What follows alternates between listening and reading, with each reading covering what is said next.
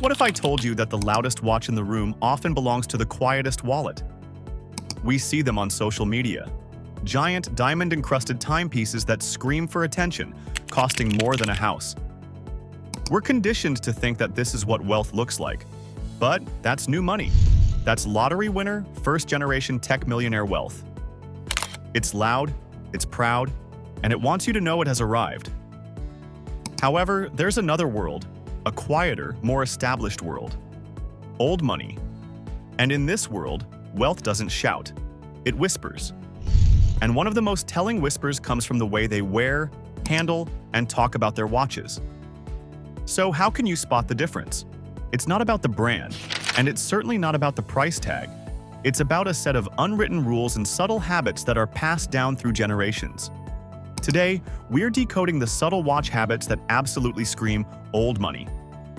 Stick around, because this might change the way you look at luxury forever. Habit 1. The under-the-cuff mandate. First, let's talk about placement. A watch in the old money ethos is a personal instrument, not a public billboard. You'll almost never see it fighting for attention. The cardinal rule is that the watch must fit comfortably and discreetly under the cuff of a dress shirt. What if you see someone with a massive, chunky watch that's so thick it forces the cuff to bunch up awkwardly around it? Or worse, they intentionally roll up their sleeves just to put their timepiece on full display. That's a signal. It's a conscious effort to be noticed. The old money individual, however, wears their watch for themselves. It's sized perfectly, sitting snugly against the wrist. It only peeks out naturally with the movement of their arm. It's a private pleasure, a subtle hint of quality for the wearer and anyone observant enough to catch a fleeting glimpse. So, the next time you're in a boardroom or at a fine dining restaurant, watch the wrists. The person making the least effort to show their watch is often the one with the most significant piece. It's the ultimate paradox of quiet confidence. Habit 2. The "it's just a watch" mentality. Imagine this scenario. You compliment someone on their beautiful watch. The new money response might be an enthusiastic lecture. "Thanks. It's the new ceramic Daytona. The waiting list was 3 years long, and I had to get it from a gray market dealer for double the retail price. The movement is a caliber 4130, super accurate." They see the compliment as an opening, an invitation to discuss its rarity, its specs, and most importantly, its cost. Now, what if you pose the same compliment to someone from an old money background? The response would likely be a simple, warm, "Thank you very much." And that's it. End of conversation. They might even slightly deflect, "Oh, this old thing?" But why the difference? Because to them, discussing the price of things is considered terribly vulgar.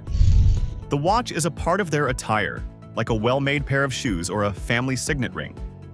Its value is inherent and requires no external validation or discussion. They're not trying to impress you with it, they're simply wearing it. So, if the conversation ends after the compliment, you might just be in the presence of someone who has never had to prove their worth to anyone. Habit 3. The story always trumps the specs.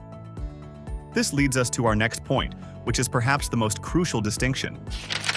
When an old money individual does talk about their watch, the focus is never on the technical details. It's on the story. So, while one person is talking about the coaxial escapement and the silicon balance spring, the other is telling a completely different story. "Thank you, it was my grandfather's. He received it when he graduated from university back in '65.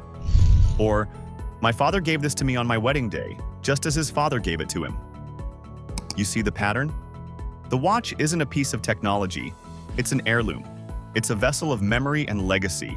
Its value is not measured in currency, but in sentiment. It represents a connection to the past and a commitment to the future. What if the most valuable part of the watch isn't the gold or the gears, but the invisible history it carries? This is a concept that can't be bought. It has to be lived. It's the Patek Philippe slogan personified. You never actually own a Patek Philippe. You merely look after it for the next generation. Habit 4. Condition is character, not a flaw. In our modern, hyper-consumerist world, we're obsessed with perfection. We want our cars without scratches, our phones without smudges, and are luxury goods in pristine, out-of-the-box condition. The watch of an old money individual often shows signs of a life well lived. A faint scratch on the crystal from a sailing trip in the Mediterranean. A small ding on the case from playing with their children. A faded bezel from decades of sun exposure. These aren't seen as flaws, they are marks of character. Each imperfection tells a story, proving that the watch is not just an asset, but a constant companion. So, they would never dream of over-polishing a vintage watch.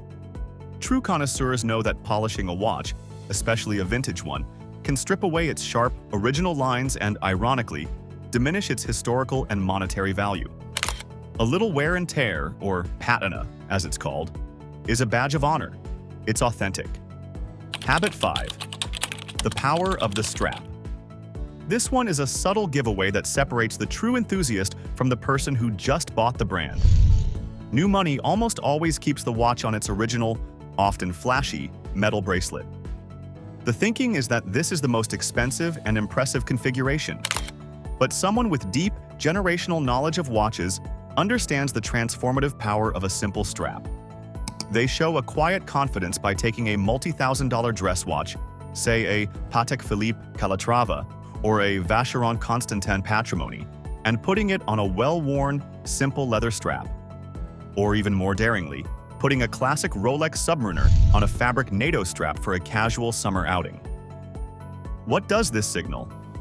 It shows they are not defined by the brand. They are making the watch their own.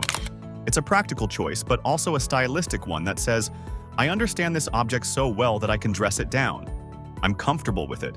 It's an understated, confident move that only those truly in the know will fully appreciate. It's about personal style, not brand worship.